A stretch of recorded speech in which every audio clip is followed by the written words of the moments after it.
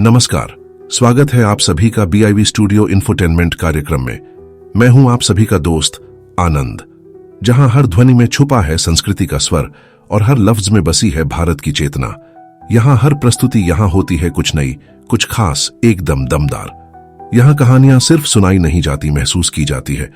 यहां कविता सिर्फ कागज पर नहीं गूंजती, बल्कि दिलों में धड़कती है। यहां हर विचार, हर रचना, हर अभिव्यक्ति बनती है एक नया प्रकाश।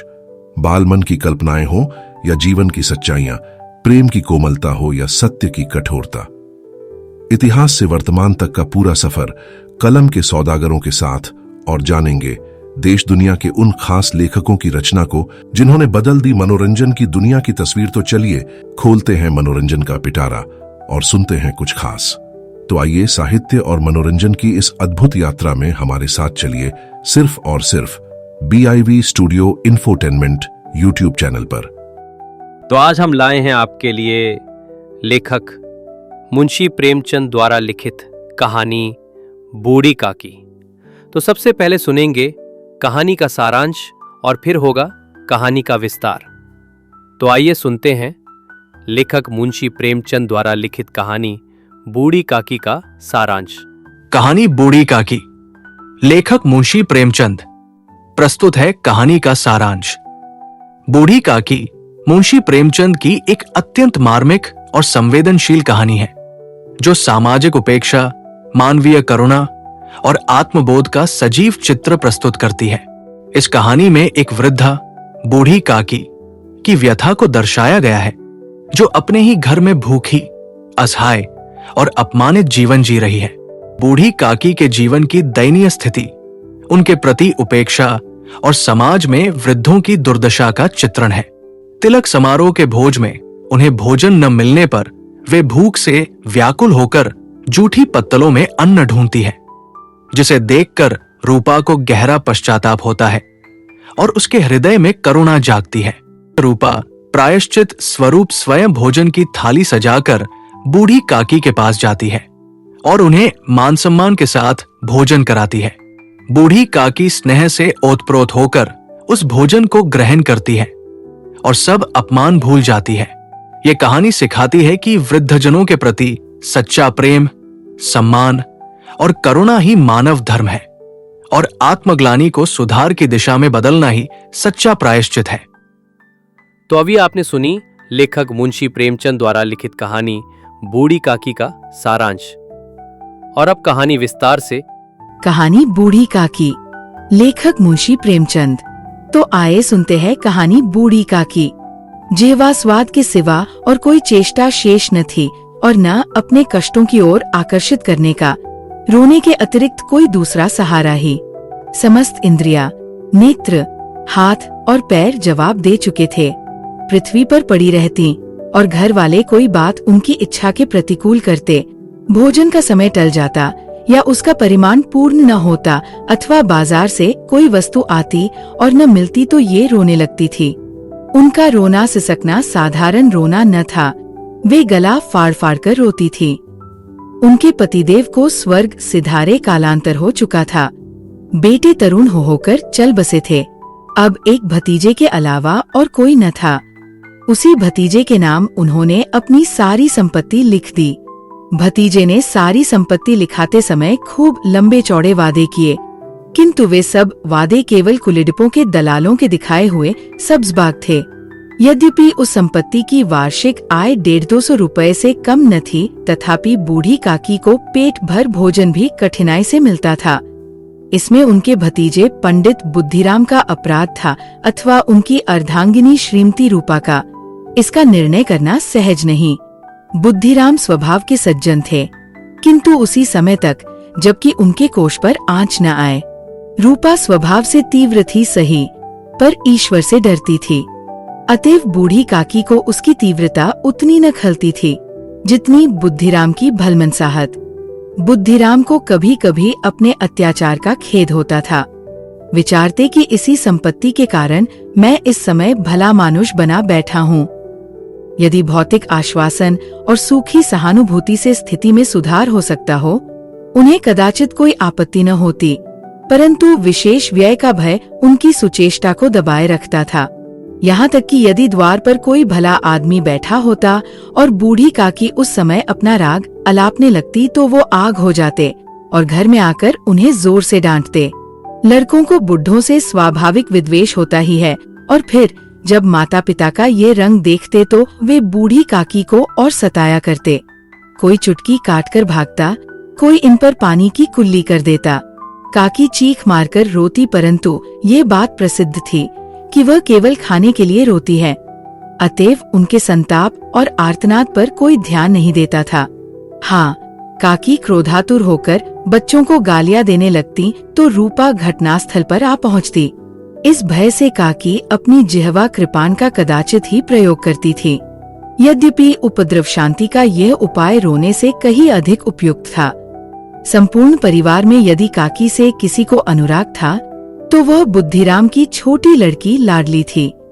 लाडली अपने दोनों भाइयों के भय से अपने हिस्से की मिठाई चबैना बूढ़ी काकी के पास बैठकर खाया करती थी। यही उसका रक्षागार था, और यद्यपि काकी की शरण उनकी लोलुपता के कारण बहुत महंगी पड़ती थी, तथापि भाइयों के अन्याय से सुरक्षा कहीं सुलभ थी तो बस यही। इसी स्वार्थानुकूलता ने उन दोनों में सहानुभूति का आरोपण कर दिया था। रात का समय था। बुद्धिराम के द्वार पर शहनाई बज रही थी और गांव के बच्चों का झुंड विस्मयपूर्ण नेत्रों से गाने का रसास्वादन कर रहा था। चारपाइयों पर मेहमान विश्राम करते हुए नाइयों से मुक्कियां लगवा रहे थे। समीप खड़ा भाट विरुदावली सुना रहा था और कुछ भावज्ञ मेहमानों की वाह वाह पर ऐसा खुश हो रहा था मानो इस वाह वाह का यथार्थ में वही अधिकारी है। दो एक अंग्रेजी पढ़े हुए नवयुवक इन व्यवहारों से उदासीन थे। वे इस गवार मंडली में बोलना अथवा सम्मिलित होना अपनी प्रतिष्ठा के प्रतिकूल समझते थे। आज बुद्धिराम के बड़े लड़के मुखराम का तिलक आया है, ये उसी का उत्सव है। घर के भीतर स्त्रियां गा रही थीं और रूपा मेहमानों के लिए भोजन में व्यस्त थी। भट्टियों पर कड़ाह चढ़ रहे थे। एक में पूड़ियाँ चौड़ियाँ निकल रही थी, दूसरे में अन्य पकवान बनते थे। एक बड़े हंडे में मसालेदार तरकारी पक रही थी। घी और मसाले की क्षुधावर्धक सुगंधी चारों ओर फैली हुई थी। बूढ़ी काकी अपनी कोठरी में शोकमय विचार की भांति बैठी हुई थी। ये स्वाद मिश्रित सुगंधी उन्हें बेचैन कर रही थी। वे मन ही मन विचार कर रही थी, संभवतः मुझे पूड़ियाँ न मिलेंगी। इतनी देर हो गई, कोई भोजन लेकर नहीं आया। मालूम होता है सब लोग भोजन कर चुके हैं, मेरे लिए कुछ न बचा। ये सोचकर उन्हें रोना आया, परंतु अपशकुन के भय से वो रो न सकी। आहा, कैसी सुगंधी है, अब मुझे कौन पूछता है। जब रोटियों के ही लाले पड़े हैं तब ऐसे भाग्य कहा कि भरपेट पूड़ियाँ मिले। ये विचार कर उन्हें रोना आया, कलेजे में हुक्सी उठने लगी, परंतु रूपा के भय से उन्होंने फिर मौन धारण कर लिया। बूढ़ी काकी देर तक इन्हीं दुखदायक विचारों में डूबी रहीं। घी और मसालों की सुगंधी रह रहकर मन को आपे से बाहर किए देती थी।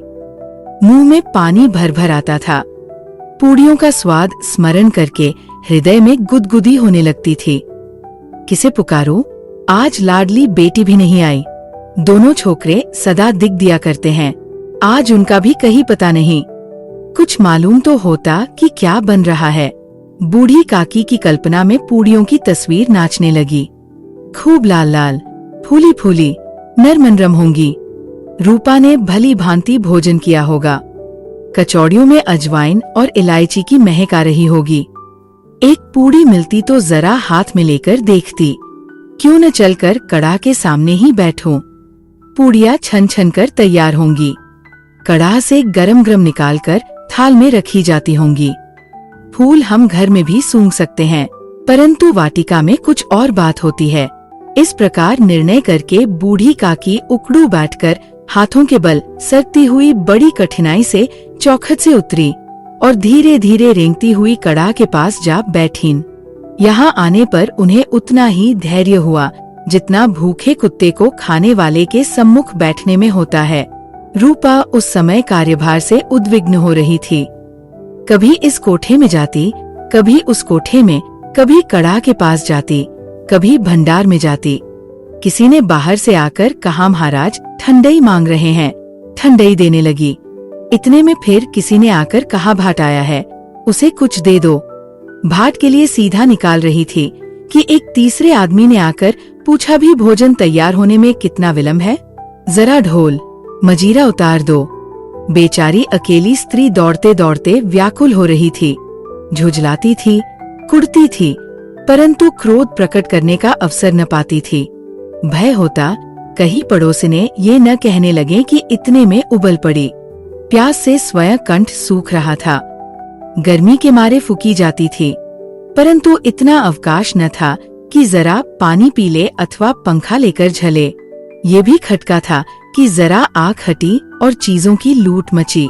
इस अवस्था में उसने बूढ़ी काकी को कड़ाह के पास बैठी देखा तो जल गई। क्रोध न रुक सका। इसका भी ध्यान न रहा कि पड़ोसिने बैठी हुई है, मन में क्या कहेंगी, पुरुषों में लोग सुनेंगे तो क्या कहेंगे। जिस प्रकार मेंढक केंचुए पर झपटता है, उसी प्रकार वो बूढ़ी काकी पर झपटी और उन्हें दोनों हाथों से झटक कर बोली, ऐसे पेट में आग लगे। पेट है या भाड़?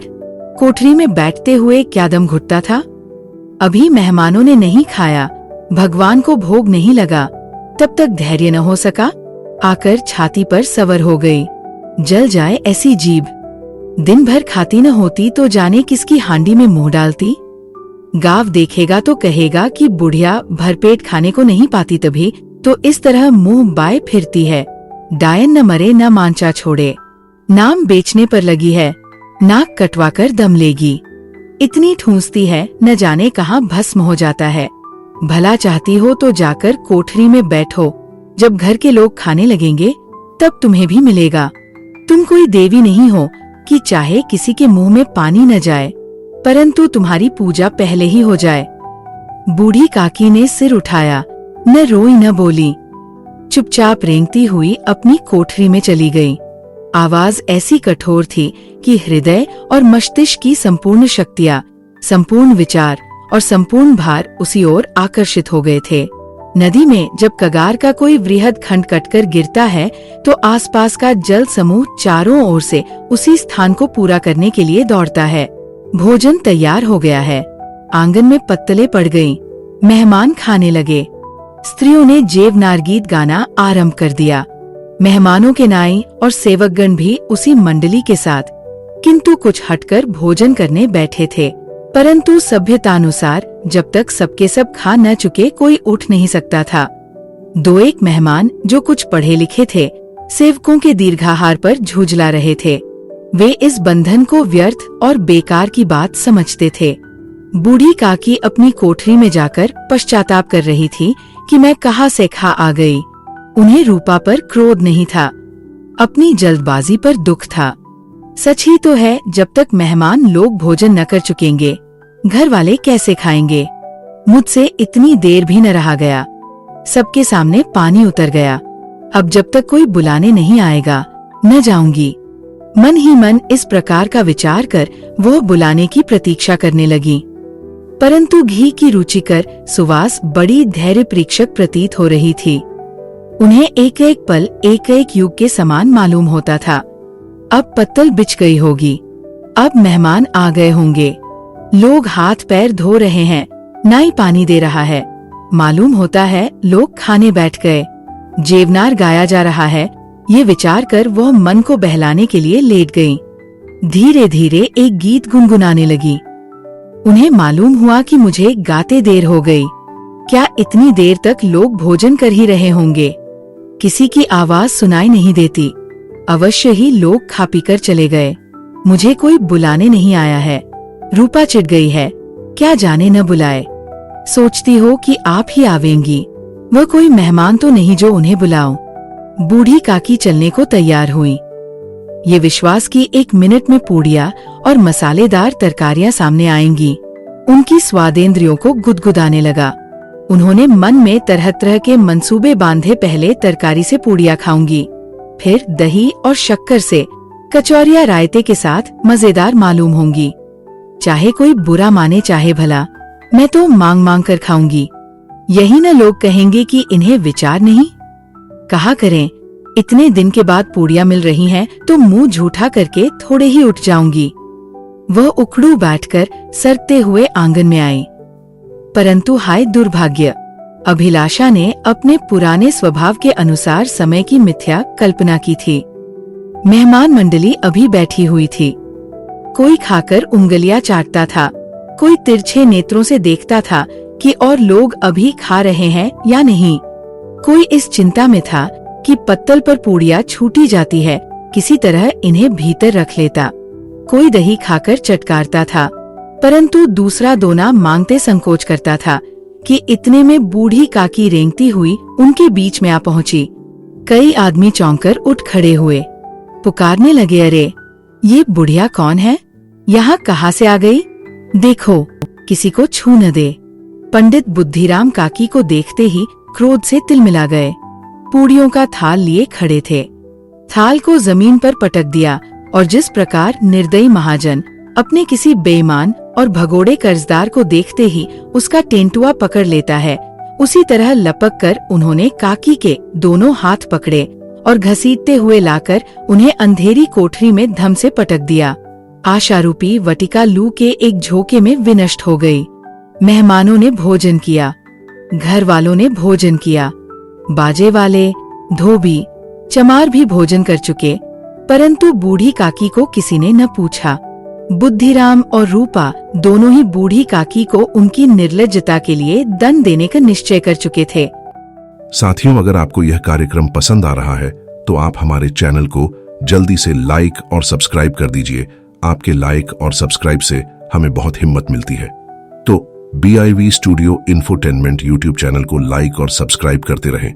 हम आपको इसी तरह मनोरंजन से भरपूर रोचक साहित्य सुनाते रहेंगे। तो साथियों, आगे बढ़ते हैं और सुनते हैं कार्यक्रम का शेष भाग। उनके बुढ़ापे पर, दीनता पर, हद ज्ञान पर किसी को करुणा न आई थी। अकेली लाडली उनके लिए कुढ़ रही थी। लाडली को काकी से अत्यंत प्रेम था। बेचारी भोली लड़की थी। बाल विनोद और चंचलता की उसमें गंध तक न थी। दोनों बार जब उसके माता पिता ने काकी को निर्दयता से घसीटा तो लाडली का हृदय नटकर रह गया। वह झुंझला रही थी कि हम लोग काकी को क्यों बहुत सी पूड़ियाँ नहीं देते। क्या मेहमान सबकी सब खा जाएंगे? और यदि काकी ने मेहमानों से पहले खा लिया तो क्या बिगड़ जाएगा? वह काकी के पास जाकर उन्हें धैर्य देना चाहती थी, परंतु माता के भय से न जाती थी। उसने अपने हिस्से की पूड़ियाँ बिल्कुल न खाई थी।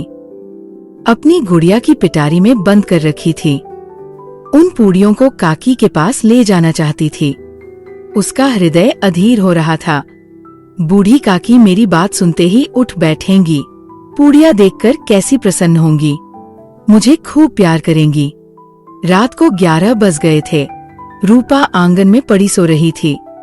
लाडली की आंखों में नींद न आती थी। काकी को पूड़ियाँ खिलाने की खुशी उसे सोने न देती थी। उसने गुड़ियों की पिटारी सामने रखी थी। जब विश्वास हो गया कि अम्मा सो रही हैं, तो वह चुपके से उठी और विचारने लगी, कैसे चलूं? चारों ओर अंधेरा था। केवल चूल्हों में आग चमक रही थी और चूल्हों के पास एक कुत्ता लेटा हुआ था। लाडली की दृष्टि सामने वाले नीम पर गई। उसे मालूम हुआ कि उस पर हनुमान जी बैठे हुए हैं।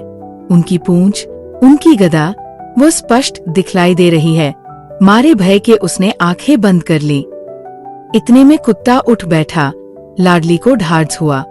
कई सोए हुए मनुष्यों के बदले एक भागता हुआ कुत्ता उसके लिए अधिक धैर्य का कारण हुआ। उसने पिटारी उठाई और बूढ़ी काकी की कोठरी की ओर चली। बूढ़ी काकी को केवल इतना स्मरण था कि किसी ने मेरे हाथ पकड़कर घसीटे। फिर ऐसा मालूम हुआ कि जैसे कोई पहाड़ पर उड़ाए लिए जाता है। उनके पैर बार बार पत्थरों से टकराए। तब किसी ने उन्हें पहाड़ पर से पटका। वे मूर्छित हो गईं। जब वे सचेत हुई तो किसी की जरा भी आहट न मिलती थी। समझी कि सब लोग खा पी कर सो गए और उनके साथ मेरी तकदीर भी सो गई। रात कैसे कटेगी?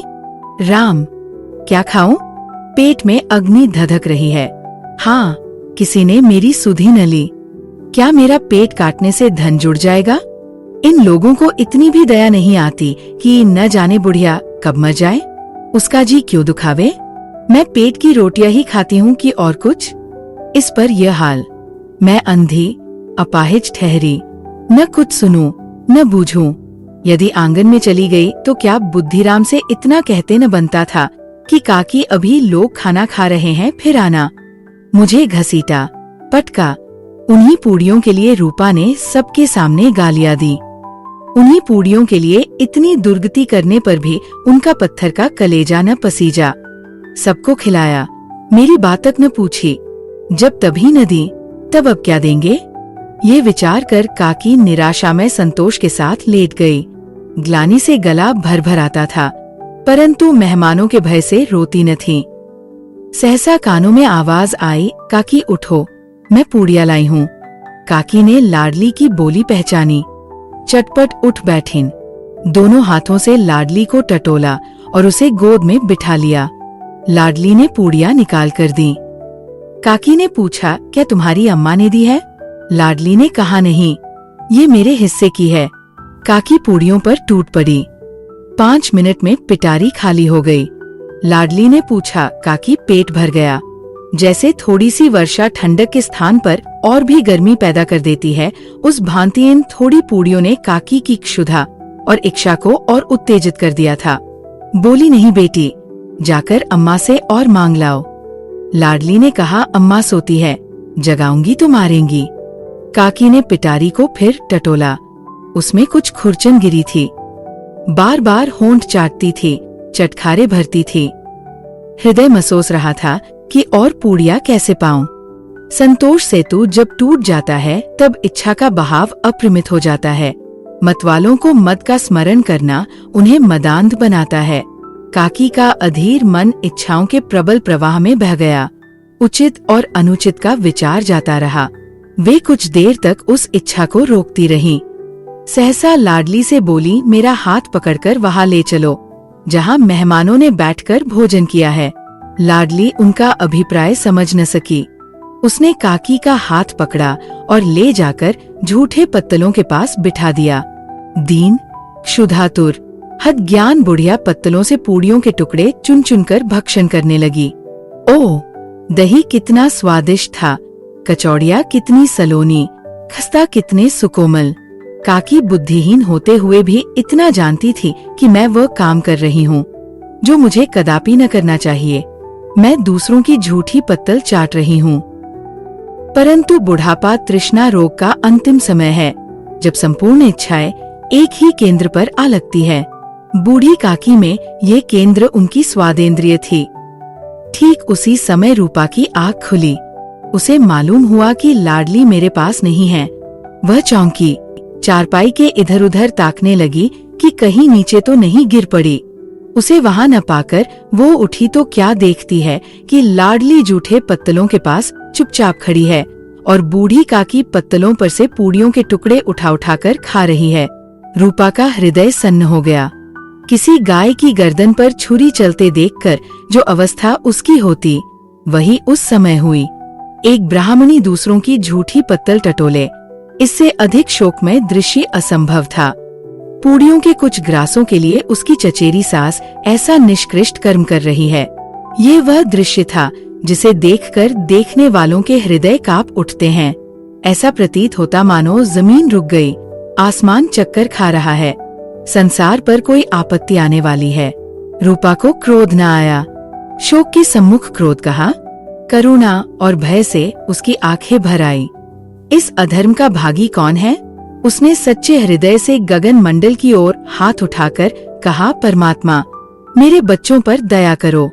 इस अधर्म का दंड मुझे मत दो, नहीं तो मेरा सत्यानाश हो जाएगा। रूपा को अपनी स्वार्थपरता और अन्याय इस प्रकार प्रत्यक्ष रूप में कभी न दिख पड़े थे। वह सोचने लगी, हाय कितनी निर्दय हूँ। जिसकी संपत्ति से मुझे 200 रुपया आय हो रही है, उसकी ये दुर्गति, और मेरे कारण। हे दयामय भगवान, मुझसे बड़ी भारी चूक हुई है, मुझे क्षमा करो। आज मेरे बेटे का तिलक था। सैकड़ों मनुष्यों ने भोजन पाया, मैं उनके इशारों की दासी बनी रही। अपने नाम के लिए सैकड़ों रुपए व्यय कर दिए, परंतु जिसकी बदौलत हजारों रुपए खाए, उसे इस उत्सव में भी भरपेट भोजन न दे सकी। केवल इसी कारण तो वो वृद्धा असहाय है। रूपा ने दिया जलाया, अपने भंडार का द्वार खोला और एक थाली में संपूर्ण सामग्रियां सजाकर बूढ़ी काकी की ओर चली। आधी रात जा चुकी थी। आकाश पर तारों के थाल सजे हुए थे और उन पर बैठे हुए देवगण स्वर्गीय पदार्थ सजा रहे थे, परंतु उसमें किसी को वह परमानंद प्राप्त न हो सकता था जो बूढ़ी काकी को अपने सम्मुख थाल देखकर प्राप्त हुआ। रूपा ने कंठारुद्ध स्वर में कहा, काकी उठो, भोजन कर लो। मुझसे आज बड़ी भूल हुई, उसका बुरा न मानना। परमात्मा से प्रार्थना कर दो कि वह मेरा अपराध क्षमा कर दें। भोले भोले बच्चों की भांति जो मिठाइयाँ पाकर मार और तिरस्कार सब भूल जाता है, बूढ़ी काकी वैसे ही सब भुलाकर बैठी हुई खाना खा रही थी। उनके एक एक रोए से सच्ची सदिच्छाएं निकल रही थी और रूपा बैठी स्वर्गीय दृश्य का आनंद लेने में मगन थी। दोस्तों, कैसा लगा आपको हमारा यह मनोरंजन से भरपूर कार्यक्रम? कमेंट करके हमें जरूर बताएं। और हाँ, अगर कोई खास कविता, कहानी, जीवन परिचय, उपन्यास आदि आपको सुनना है तो हमें कमेंट करके बताएं। हम आप तक पहुंचाएंगे आपकी पसंद का मनोरंजन से भरपूर कार्यक्रम सिर्फ और सिर्फ BIV studio infotainment YouTube channel पर। आप सबके सहयोग के लिए बहुत बहुत आभार। नमस्कार।